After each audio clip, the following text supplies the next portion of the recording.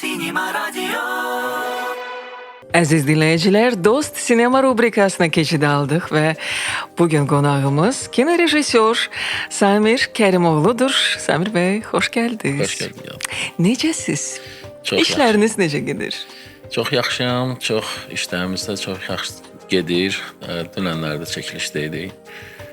Böyük miqyaslı bir çəkiliş epizodu idi və onun öhdəsindən də yaxşı gəldik. Aha, əhvalınız yüksəkdir. Bəli. Dövlət dəstəyi almış Sözün Varsa De layihəsindən istərdim. Biraz geniş danışaq. İdeya necə yarandı? Çəkiliş prosesi və s. Çox maraqlıdır. Oradan uzun müddətdir artıq bu ideya var idi. Bir 5 ildən bəlkə də biraz da çox ideya olaraq təbii ki var idi. Bu bəzi epizodlarını fikirləşib yaddaşımda saxlamışdım. Elə oldu ki 2019 yanılmıramsa 19-dan sonra Arka yarandı və artıq fikirləşdim ki bu layihəni edəcək şey yarandı. Və başladım mən bunun üzərində ssenarinin təkmilləşməyə, daha doğrusu yazmağa. Bir 2 ay, 3 ay davam elədim. Təbii ki, bundan öncə ssenaristlərə müraciət etmişdim, professional ssenaristlərə müraciət etdim. Onları təbii ki, onların da işləri çox olduğu üçün elə oldu, uzandı, məsələ uzandıqca uzanırdı və sonunda qərar verdim ki, tez bir eləmək istəyirəmsə gərək özüm eləyim. Özüm oturdum və yazdım. Dediyim kimi 2-3 ay davam elədi. Bitirdim, göndərdim həmən ki o professional dediyim adamlara, uşaqlara, şəxslərə və müsbət feedbacklər aldım. Yəni dedilər ki, okeydir, hər şey yaxşıdır. Çox. Ondan sonra müsabiqə başlandı və arkadan iştirak etdim. Təbii ki, birinci, ikinci il Çətinliklər oldu. Çətinliklər oldu, bəli, hər zaman kimi. Amma sonuçta bu il 2025-də daha doğrusu ki, müsabiqədən keçdik, qalib olduq və hal-hazırda Seyid Bəyli Film Production'dan və Arkan təbii ki, birgə istehsalı Sözün Varsa De layihəsi artıq istehsala gedir və biz 10 gün çəkiliş hətta eləmişik. Təbii ki, bir 35 günümüz də qalıb qarşıda. Yəni balaca bir layihə deyil, böyük layihədir. Çətin layihədir. Çünki içərisində hər şey dinamikdir. Yəni çox necə deyim, elə ssenarinin çox epizod var içərisində və bunlar da böyük masштабlı kütləvi səhnələrlə dolu. Bildiyimiz qədərilə filmin ruhunda meyxana dayanır. Yox, ruhunda başqa şey dayanır. Meyxana sadəcə bizdə belə qeyd edə bilərəm ki, əslində bu film mən çoxdan istəyirdim ki, Azərbaycana məxsus olan, milli mənəvi dəyərlərini qoruyan, klassik söz ədəbiyyatını və folklorunu da cəmləşdirən bir filmdir, ssenaridir, layihədir. Və orada da meyxanaya da yer ayrılıb təbii ki. Ruhunu təşkil eləyir Yaqut xanım bunu filmin. Mənə görə biz daha doğrusu bu ssenaridə Hüseyn Cavidin İblis tamaşası rol alıb. Çünki bizim baş qəhrəmanımız həm də aktyordur, qabaqcıl aktyordur. Yəni adını demirsiniz? Yox, rol olaraq Rəşad Mikayılzadə baş qəhrəman obrazındadır və o İblis tamaşasında rejissor ona İblis obrazını verir. Burada sinxronizasiya gedir. Çünki baş qəhrəman da özü qisas almaq istəyir həyatda və bildiyimiz kimi İblisin özü də bir insandan qisas almaq arzusu ilə yaşayıb həyat. Allahın yaradışından sonra və bu paralel aparılır. Sonuçta spoiler verməyim, yəni kim kimə qalib gəlir. Təbii ki, yaxşı bitir. İnsan, daha doğrusu baş qəhrəman dərk edir ki, bu qisas almaq olmaz da. Olar, yəni gərək əlində böyük bir dovud olsun. Yəni bunun üçün daha çox səbəb olsun ki, bunu yerinə yetirəsən və bu ondan başqa bir həllini tapır. Müasir kino və folklor. Necə Samir Kərimoğlu bunu ekrana daşıyır? Mənim üçün çox maraqlı olub həmişə ki, məsəl üçün bilirsiniz necədir, hərdən bayağılaşdırırlar meyxana janrını və yaxud da bunun alt qatı söz ustadlarının dediyi mükəmməl. Yəni necə deyim sizə Yaqut abi? Yəni çox ani az bir müddətdə o cür düşüncəni böyük istedad tələb edir əslində. Bu bir vergidir. Yəni anlata bilirəm, bu çox bir necə deyim, yerində, məqamında uyğun söz tapıb. Bu mənim üçün həmişə belə intellektual, yəni hər şey bayağı deyək ki, bunun əgər bir şeyin xirdarı varsa, demək bu artıq yuvelir işidir də. Zərgər işidir. Demək bu da o tərəfdən yanaşmam var idi. Çox istəyirdim belə bir şey əmələ gəlsin. Kiməsə deyəndə ki, məsələn, meyxanadan filmdə onlar edə bilirlər ki, amma bunun alt qatında daha doğrudan çox böyük bir, mənə görə çox yaradıcı bir tərəfi var.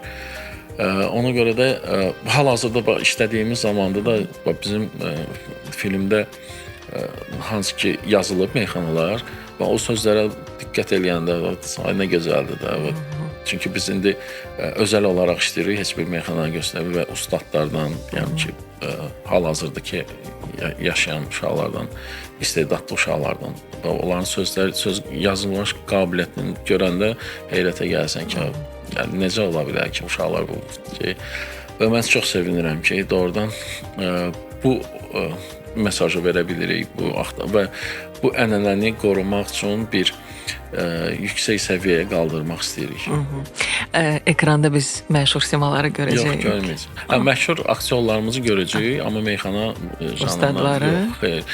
Maalesef bilmirəm necə deyim. Çox bu məsələni əvvəlcədən də çox təkliflər oldu. Bəlkə çəkək hal-hazırda. Dedim uşaqlar, mən çox hörmət edirəm, hal-hazırda dostlarım. Onlardan da məsləhətləşirik, ya bir şey yoxdur ki, eləməyək. Amma çəkdiyimiz anda onların məşhurluğu mənim filmimi hələ bil ki, biraz reallığa darta bilər. Bədilikdən çıxardıb reallığa. Ondan qorxduğuma görə mən o şeyi keçdim və əslində ehtiyac da yox idi. Onlar zaten vardılar da, yəni YouTube və yaxud da sosial şəbəkələrin hamısında iştirak edirlər və görsənirlər. Biz sadəcə onlardan məsləhət və istifadə edirik, amma şey olaraq aktyor komandamızda məşhur simalar var. Bəli, bunlar Gülzar xanım Qurbanovadır. Başrolda çox mənim üçün çox qürurludur onunla işləməyə. Çox böyük, gözəl sənətkarımızdır. Sağ olsun. Yəni hərdən tək aktyorluqla bitmir, istedadla bitmir də, insanın insaniyyəti ilə də bu dəstək vermək, necə deyim, bu biraz qarmoniya yaradan da ümumiyyətlə komandada insan bir-birini eşidəndə, duyanda çox gözəl hisslər keçirik, çox gözəl komandamız var, çox gözəl də çəkilişlərimizdə gedir, şükür Allaha ki. Təbii baxmayaraq ki, çox az bir belə şikayət kimi demirəm də, yəni belə alınıb. Çox bir az büdcə ilə böyük bir film eləməyimizə baxmayaraq çox məmnunluq, şükür Allaha. Çəkiliş məkanlarından biraz danışırıq. Çox maraqlıdır məkanlarımız Bakı kəndlərində gedir. Nə gözəl. Buzovna, Əmircan, ola bilər Bayılda, ola bilər. Təzə başladığımıza görə biraz blok eləyirik. Dünən məsəl üçün Tibb Universitetində çəkilişimiz oldu. Sizə deyim, çox möhtəşəm bizə bir şərait yaratdılar. Sağ olsunlar.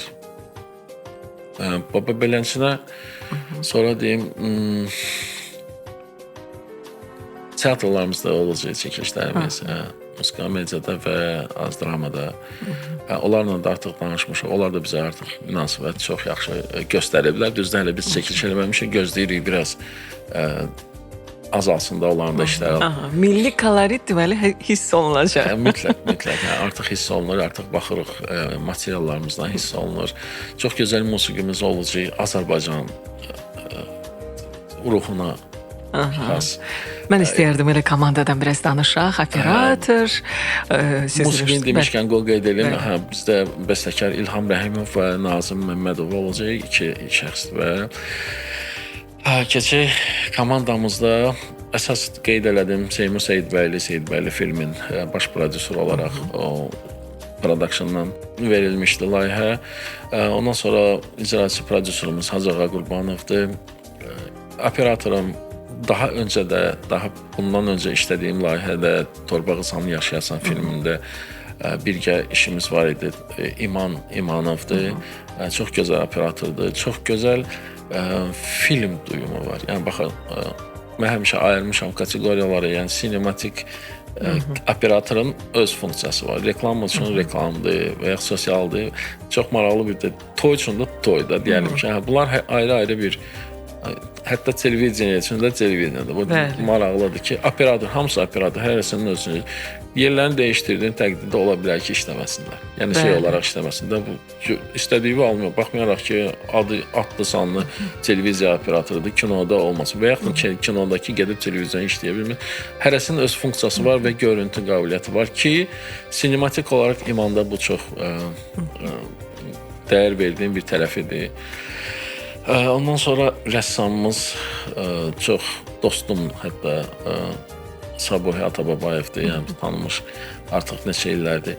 Ya demək olar ki, indiki dövrdə, yəni müasir kinematografiyanın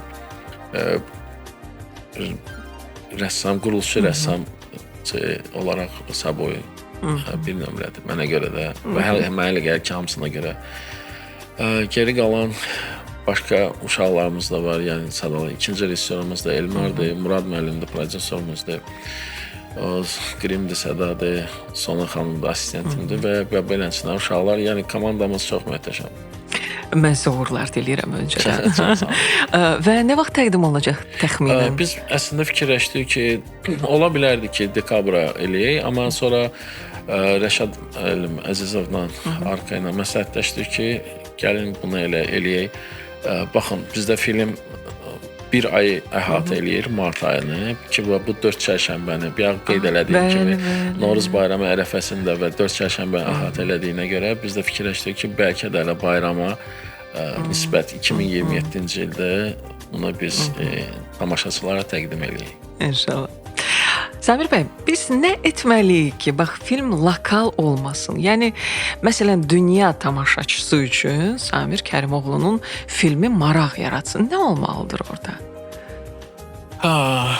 Nə olmalıdır? Önəmli olan ssenari təbii ki, Yaqut xanım, bu bir mənalıdır. Bunu qoyduq, bu yaradıcı tərəfdəndir. Amma bu tək bir tərəfli işləmir. Mən bu barədə Rəşad müəllimlə də danışmışdım. İlk Rəşad müəllimin arkaya gəlişində bizim görüşümüz olmuşdu və mən ona şəxsən öz tərəfimdən təqdim eləmişdim ki, bu barədə fikirləşin, bu barədə iş getsin bu prosesə. Nədir o? Mütləq şəkildə Azərbaycanın kino industriyasını təmsil edən şəxs Avropada oturmalıdır. Anlata bilirəm. Bu elə bizim agentimizdir. Səfir olduğu kimi, bir dövlətin səfiri olduğu kimi bunun Azərbaycan kinematografiyasının səfiri olmalıdır.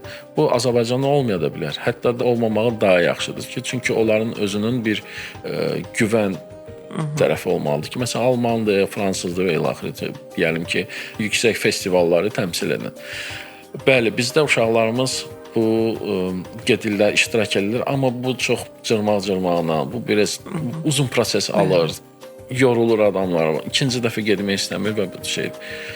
Mən özümlə görə deyirəm, mən məsələn, potensial olaraq deyəlim ki, mən həmişə qarşıma məqsəd qoyuyorum. Deyəlim ki, biz kommersiya filmi eləmək istəmişəm, demişəm uşaqlar, bu kommersiya filmi eləyirik, bu vaxtacan heç bir kommersiya filmi, deyəlim ki, uğur götürməyib, kassa yığmayıb və biz necə eləyək ki, olsun, gəlin bunu eləyək, bunu belə eləmək lazımdır ki, buna olsun da, və uğur da qazandı. Deyəlim ki, 2 dənə filmin, məsələn, kommersiya tərəfindən bir 2006-cı ildə hələ kinoteatrlar olmadığı təqdirdə, disk satışı olduğu təqdirdə Sirat Körpüsü filmi 200.000 disk satışı olmuşdu. İndi düşünün, 35.000 büdcə ilə mən çəkmişdim onu o vaxt.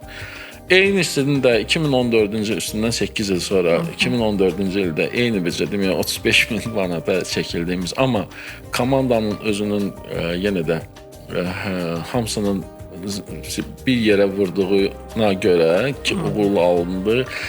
Bu da Xoxan filmi idi ki, bu da yenə böyük bir kommersiya potensialı oldu və kinoteatrlara mən yadımdadır ki, uşaqlar dedi ki, bu Xoxan tamaşaçını kinoteatra gətirməyinin səbəbi oldu. Yenidən belə bir güvən yaratdı ki, kinoteatrda biz yaxşı kinoya baxa bilərik. Eyni bu cürünə də festival filmini üzərində işləyə bilərik. Yəni məqsəd qoyulmalıdır, tema qoyulmalıdır, hansı bir filmlərlə, hansı rejissorlarla, hansı prodüserlərlə və bu beləsində bir komanda yaradılıb. Bilirsiniz necədir? Yəni mən Azərbaycandan çıxdığım təqdirdə artıq mən Samir Kərimoğlu deyiləm. Mən Azərbaycanlıyam. Azərbaycanlı gəldi filan vaxt, filan yerdə uğur qazandı, getdi. Fərqi yoxdur. A kateqoriyadan söhbət gedir də, təbii ki, B kateqoriya biraz asandır. Yəni. Ona görə də mən məsələn Rəşad müəllimə deyəndə ki, maraqlı deyil mənim üçün festival. Mən bilirəm ki, onların strategiyası necə gedir də, qıraqdan şeydir. İştirak eləmək lazımdırsa A kateqoriyada lazımdır. Eləmək mütləq də, yəni böyük plankaya işləmək lazımdır. Samir bəy, uzun müddət Mədəniyyət Nazirliyi ilə birgə işiniz olmadı. Bunun bir səbəbi var? Yanaşma tərzi biraz dəyişikdir. Yanaşma tərzi idi. Ona görə bir qeyd elədim. Arka yaranmasaydı mən hələ də onlarla işləmirdim. Onlar mənimlə işləmirdilər, mən onlarla işləmirdim. Bilmirəm. Artıq 2011-ci ildən sonra bir Mədəniyyət Nazirliyi sanki şəxsi bir şeyə çevrildi. Anlata bilirəm, yəni kimdən xoşum gəlir verirəm, kimdən xoşum gəlir falan kəs mənim adamımdır, verirəm, falan kəs mənim adamdır. Və belə bir intriqalar yarandı, eks-məmurlar təbii ki. Amma bu artıq olmadığına görə rahat indi sənət adamları yenə də qalıb, xırda-mırda bir də görürsən kimsə şikayət eləyir, kimsə yazır, kimsə status paylaşır ki, filan kəs mənə incitdi, filan kəs şey elədi. Bunlar da yoxa çıxacaq. Bu təmizlənməlidir ki, sənət elə bir şeydir ki, bu işığa oxşayır, nə qədər üstünü bağlasan, əvvəl-axır bir hardansa bir balaca da olsa çıxsa, o işıq bəs eləyir ki, aydınlatsın hər tərəfi. Sənətinizə işıq saçan bəzi layihələriniz var. Bax, bundan öncəki və məhz hal-hazırda söhbət açdığımız Sözün Varsa De layihəsindən sonra hansı layihələr sizdən gözləyək? Mən bunu artıq neçənci dəfə təkrar edirəm. Çox istədiyim bir dənə böyük layihə var ki, bu layihə 2004-cü ildə elə bir tumurcuq qoyub, get-gedə də böyüyür. Tamamlanmayıb, amma tamamlanmaq üzrədir və mən çox istəyərdim ki, bu tamamlansın və işıq üzü görsün. Mən bu layihəni edim və ki, bu mənim çoxdan arzuladığım dirijor filmidir. Bu yaranmışdı rəhmətli Yaşar Nuri aktyorumuz, böyük aktyorumuz. Yəni mən çox o insanı həm insan kimi dəyərləndirirdim, çox istəyirdim, həm aktyor kimi inandırım ki, bu xaricdə yaşasaydı çox böyük bir uğur qazanardı. Bir sualın üzərində yaranmış bir ideya idi ki, Yaşar müəllim, bu qədər rol oynamısınız, nə oynamaq istəmirsiniz ki, oynamamısınız? Yəni, Samir, mən dirijor oynamaq istəmişəm həmişə. Dedim Yaşar müəllim, mən sev elədim və yaratdım doğrudan bir, tam olmasa da bəzi hissələrini yaratdım, danışmışdım ona. Elə oldu ki, o da çox sevinirdi, çox xəstələndi, qismət olmadı. Mən Evə Qayıdıram filmində 2011-ci ildə mən epizodda çəkdim onu, çox istəyirdim oyuna işləməyə də, yəni və aşpaz rolunda çəkdim, qısa bir rol idi, amma dəyərli idi. Elə bir Sovet kazarmasında Azərbaycanlı personaj idi, yəni çox sevimli. Orada çəkiləndə inandırırsınız, bu 3 gün çəkilişi oldu. Hamısı oradakı kazarmadakı bizim çəkiliş komandasından başqa kazarmanın cəmaatı da var idi. Əskərlər, ofitserlər yığışırdılar başına. nəsə danışırdı, artıq hamısı xoşbəxt idi ki, olaraq. Orada mənə bir dəfə demişdi ki, Samir bax, mən burada epizodda çəkilməyimin səbəbi dirijordur ya. Yəni onu da demişdi o vaxtda da, danışmışdı o vaxt ki, Nazirlə də şey eləmişdi o. Axı qismət olmadı, amma bu layihəni mütləq şəkildə ərsəyə gətirəcəm və ithaf edəcəm onu Yaşar müəllimə. Samir bəy, bir rejissor kimi yox, bir tamaşaçı kimi necə düşünürsünüz? Ekranda hansı mövzular çatmır? Tamaşaçı nəyə acdır? Nəyi biz göstərməliyik? Nəyə göstərməliyik bilmirəm, amma nəyə göstərməməliyik bilirəm. Aha, maraqlıdır. Nəyə göstər? Biz də son zamanlar çox problemlərə, sosial problemlərə yol verirlər. Yəni sosial problemləri bədiləşdirirlər. Anlata bilirəm ya, bu artıq sosialdırsa, bunun artıq ünvanı var. Sosial filmlər, necə deyim, dokumental filmlərdən bunu göstərə bilərsən. Bunu biraz bədiləşdirən, mən demirəm amma olmasın. Əlbəttə ki, hər bir filmin içərisində necə deyim, bir mesajın olmalıdır. Sosial da ola bilər. Nəsə olsun, problem yoxdur. Amma tam olaraq onun üzərində bir filmi quranda Yaqut xan, bu biraz mənim sənətsal gəlmir də, elə bir başa düşürsünüz. Biraz nə qədər də yaxşı film eləsən, artıq o sosial kimi görsənir. Ki olub da hal-hazırda, bizdə indi o tendensiya var. İstəyir, məsələn, qabardırlar da, belə deyək. Lap düzgündürsə, bir şey çox qabardırlar. Yəni ki, narkomaniyanın əleyhinə bir film göstərmək istəyirlərsə, onu çox qabardırlar. Bu ola bilməz. Demirəm, amma həyatda daha betər ola bilər. Amma bədii film olaraq göstərdiyin təqdirdə bu biraz ifrata varır və artıq bədiliyini itirir və sənətdən çıxır. Anlata bilirəm. Çünki sənətin özünün elə bir xətti var ki, bu özəlliyi ona görə daşıyır. Sən o xətti nə aşmalısan, nə də ona az olmalıdır. Bir qırmızı xətt kimi götürsək. Bu biraz ifrata varırlar şeydə. Və yaxud da bəzilərdə çatdırmırlar. Mən hamısından nail eləmirəm. Yəni. Amma başqa, təbii ki, istəyərdim görəm, orijinal əsərlər görmək istəyərdim çox.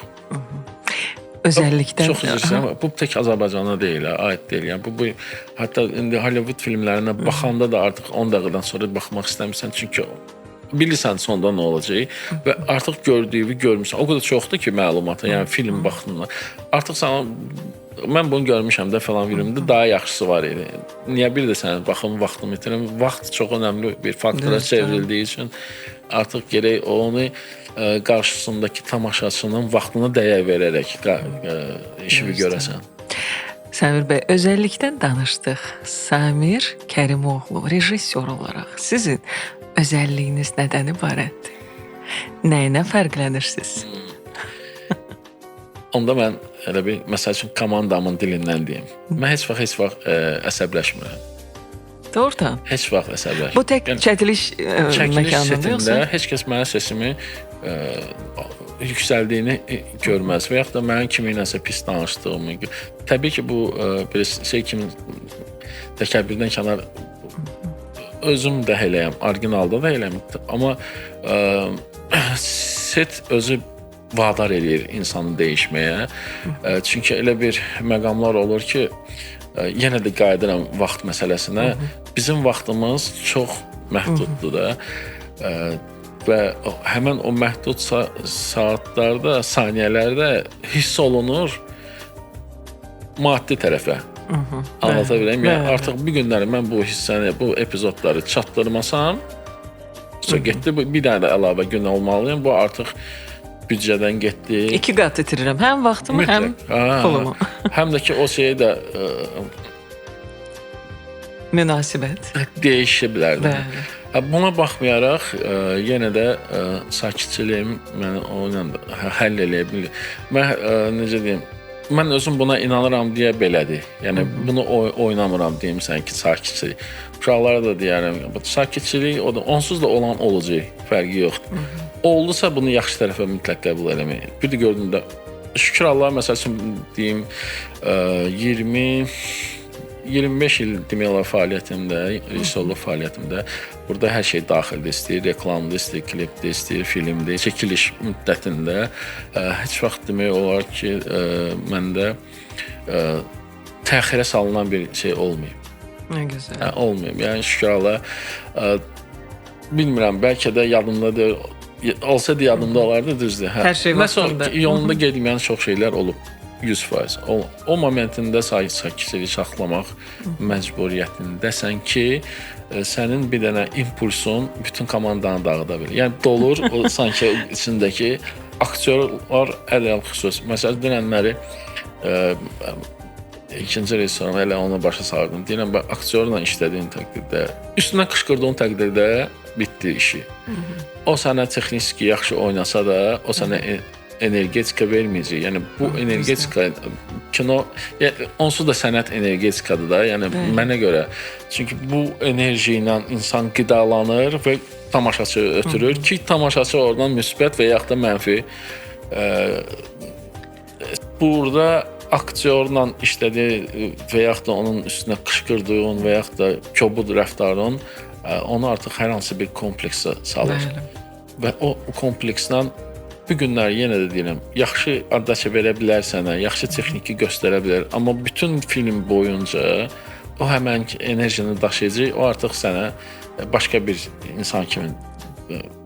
Amma mən həmişə onu saxlamışam ki, mən dost oluram, mən çox istəyirəm, doğrudan çox istəyirəm aktyorlarımı da, komandamı da, çünki artıq bunlar bir idi, anlata bilərəm. Bir ailə hələ boş deyilmir də. Birlik olaraq layihəni. Biz onsuz da bir şeyi, bir dənə işi bir yerdə görürük.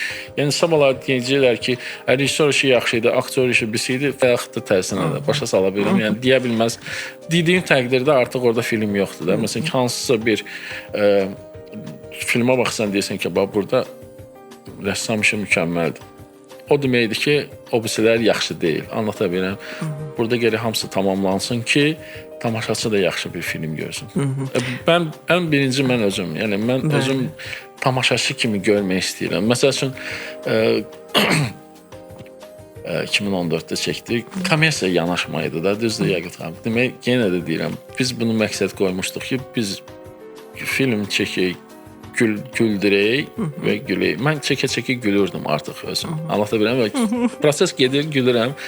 O enerjini alıram, qaytarıram və bitməyib hələ montajdadır. Mən artıq prodüserlərlə danışanda dedim, uşaqlar, bu film, baxın, belə bir heç bir şey olmayıb. Bir necə deyim? Bizdən öncə heç bir film kassa yığmır da geri dönüş olmuyor. Heç bir filmdə olmamadığına görə. Amma mən bu sözü deyirəm, uşaqlar, bu film girir və partladır. Yəni sizin şey dilindən partladır və bunun böyük qayıdışı olacaq. Neyniyəcək sonra? Oturub bir dəfə ikinci seyrəsini və yaxud da artıq hər kəs, mən məsəl üçün çəkmək istəmirəm, siz çəkmək istəyirsiniz və bunu oturaqla. Neysə. Bu artıq öncədən bəllidir. Və həmən ki o enerjindən danışıram ki, qayıdır. İstəyir, drama çəkirik, hər hansı bir yerində baxıram, məsəl üçün Gözəl xanımla işlədiyimiz bir səhnə var. O səhnəyə baxıram, artıq kövrəlirəm də, özüm kövrəlirəm. Mən artıq tamaşaçıyam, mən artıq gələcək tamaşaçıyam. Mən bir ildən sonra bu filmə baxan tamaşaçıyam. Görürəm, demək gedir, yerindədir, yolundadır. Siz bir lokomotiv kimi ardınızca artıq mənim sənətim onu məndən tələb edir, Yaqut xanım. Səmir bəy, və son olaraq mən çox istəyərdim öyrənim bir rejissor kimi ürəyinizdə qalan dirijordan başqa hansı janrda olan bir filmi təqdim etmək istərdiniz? Yox, mən üçün ən üstün janr onsuz da dramadır. Yəni mən bu janr dramanın içərisində o demək deyirlər, yəni tragediyasıdır. Bu ağırlığın içərisində həmən ki o dialoqlar dediyim işığı göstərməkdir. Yəni mənə görə Allah həmişə o işığı hər bir çətin vəziyyətdə necə qoyursa, mən o filmlərimdə istəyirəm onu əks etdirim nə qədər də az, yəni bacardığımız qədər. Yolunuz həmişə işıqlı olsun. Hamımızın, tək mən istəmirəm məndə olsun. Azərbaycanda bütün sənət adamlarımızın, pozitiv düşünən, daha doğrusu insanlarımızın hamısının işığı uğurlu olsun. İnşallah. Həmişə belə stabil, özünü idarə edə bilən, sakit. Yeri gəlmişkən deyim ki, sakitlikdən bəzən çox əsəbləşən digər insanlar da var. Onlara rast gəlməyəsiz. O sakitliyinizə sakitlik və peşəkarlıq. Sakitliyinizə peşəkarlıq da qatan insanlar Bunu da çox bir daha olsun. qeyd edeyim ki, hər kəsin öz dili var Yaqub.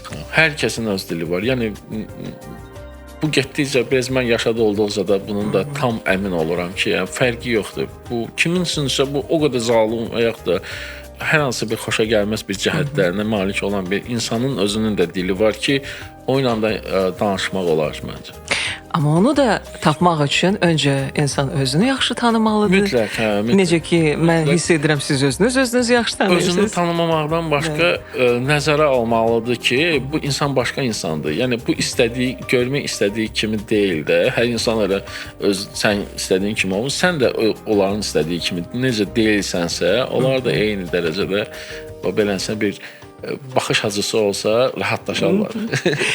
Mən sizə uğurlar arzu edirəm. Çox təşəkkür edirəm. Mən təşəkkür Gəldiniz. edirəm. Sağ olun. Əziyyət çəkdiniz. Yeni layihələrdə sizi yenidən studiyamızda qonaq Təşəkkür edirəm. gözləyirik. Çox sağ olun. Təşəkkür. Cinema Radio, Cinema Radio, Cinema Radio.